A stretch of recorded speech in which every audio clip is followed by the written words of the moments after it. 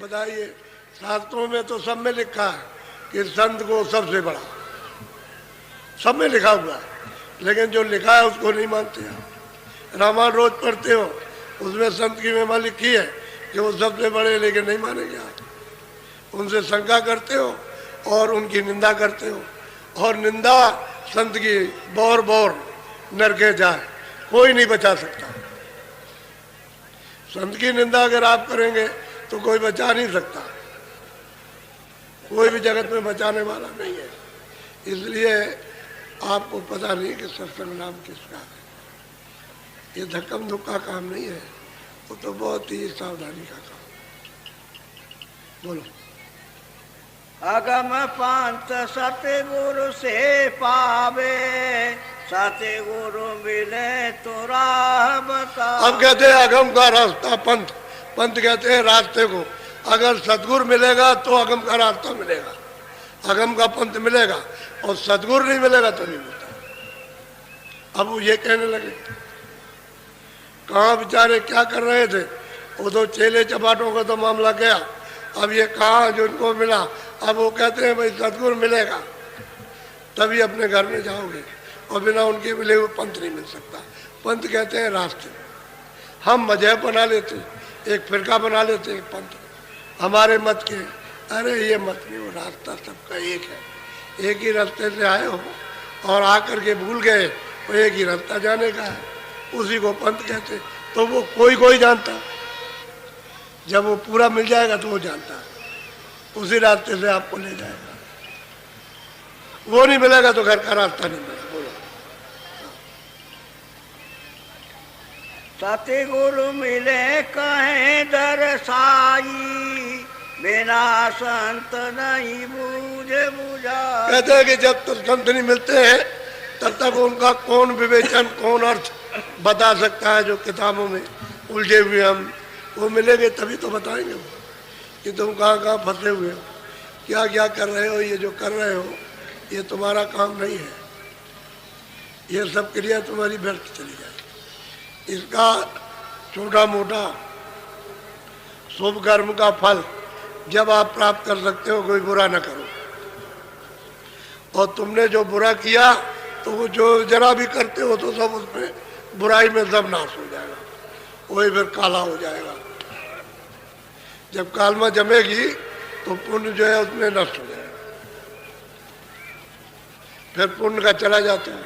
तो कहते हैं जब सतगुरु मिल जाए, संत पूरे मिल जाए, तभी मतलब यह है कि उसे बताएंगे और वो सब दर्शा देंगे। जहाँ जो चीज़ लिखी हुई है वो सब बताएंगे, जहाँ जहाँ फंसे हुए, और कहेंगे भाई तो आगे जाने का रास्ता है, घर में ये घर नहीं है तुम्हारा। सत्संग नहीं मिलेगा, संत नहीं मिलेंगे तो कोई कुछ नहीं। बोलो। वेद भेद बिन विधि नाई जाने, बामन पंडित एक न। अब ये प्रियालाल कहते हैं कि भाई वेद में जो भेद, वो अगम का भेद वेद नहीं जानता, उसे नहीं मालूम है। क्योंकि वेद जो लिखे गए हैं तो ब्रह्मा ने कुछ देखा थोड़ी है, वो तो समाधि लगाई तो खाली उनको आवाज़ सुनाई देती रही, आवाज़ सुनाई देती रही, उसको सुनते रहे। उन्होंने आदेश किया जो हम बोले वो तुम लिख दो। आद्या माँ शक्ति से कहा कि तुम इनको इधर आने मत देना, वही हम इनको बाणी सुनाते हैं, और हमने इनको आदेश दिया तो बाणी लिखी। तो जो जो बोलते गए लिखते चले गए। वही 4 वेद है, 1 लाख श्लोक है बस, और 4 खंड है। 80,000 उपासना, 16,000, 80,000 कर्मकांड, 16,000 उपासना कांड और 4,000 ज्ञान कांड। 1 लाख श्लोक है कुल। वो उन्होंने ब्रह्मा ने तो देखा नहीं, यानी उन्होंने तो निरंजन भगवान को भी नहीं देखा, उनकी आवाज़ को सुना। तो जो बाणी आई उसको लिख दिया, लेकिन उसमें ये लिखा हुआ कि हमको ऊपर की आवाज़ सुनाई दी, इसके अतिरिक्त, इसके अलावा। तो उन्होंने कहा नहीं, ना ये थी ना और अभी इतना ख़त्म नहीं है, और कुछ है, लेकिन हमने उसको देखा नहीं है। लेकिन हमको ये आवाज़ हुआ कि ऊपर से कोई आवाज़ आ रही है, और कुछ है। ये तो उसमें लिखा हुआ है। और बाकी कहते हैं वो भी नहीं जानता अपने घर का भी। अरे भाई ये भी तो वहीं से आए, उस घर से ये भी तो आए जो बैठे हुए, जिन्होंने वेद वाणी उच्चारण की, ब्रह्मा से लिखवाया, ये भी तो वहीं घर से आए जहाँ से आप आए, वहाँ से वो भी आए। ऐसा नहीं क्यों नहीं आए? असल में बात यह है कि उनको तो देश निकाला कर दिया। तुम जाओ तपस्या करो और तपस्या से फल प्राप्त करो, तो उनको भी फल दे दिया। जब तपस्या कर ली, खुश हो गए, तो ये सब मसाला उन्होंने मांगा कि राजपाट हमको दे दीजिए कुछ, तो उन्होंने थोड़ा सा दे दिया बूंद भर, तो सुरतों को जरा सा दे दिया, थोड़ा सा भंडार दे दिया, उनका जाओ तो सांस गंदगी उतार गई। इनसे कहा था, इन सुरतों से जो मनुष्य शरीर में ये जब शुरू में आई कि भाई देखो तुम फंसना नहीं, ये फंसाएंगे, तुम नाम को छोड़ना नहीं, पकड़े रहना और तुम मसाला छोड़ देना और वापस लौट आना। तो बस वो मत आए, मसाले के साथ मसाला तो छोड़ा, लेकिन ये बैठे रह गए, फिर मसाले में बैठ गए। अब ये मसाला ही है, ये जड़ मसाला ही है, ये लिंग मसाला, सूक्ष्म मसाला, कारण मसाला, इसमें फंस गया। मसाला कहते हैं देही, पर्दा। अब ये पर्दा खोल है भाई, इसमें फंस गए।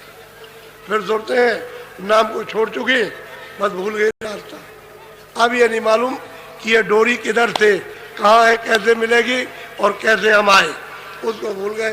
तो जब तक राह जानने वाला नहीं मिलेगा तब डोरी कैसे पकड़ाएगा, और बिना डोरी पहले आप चढ़ोगे नहीं।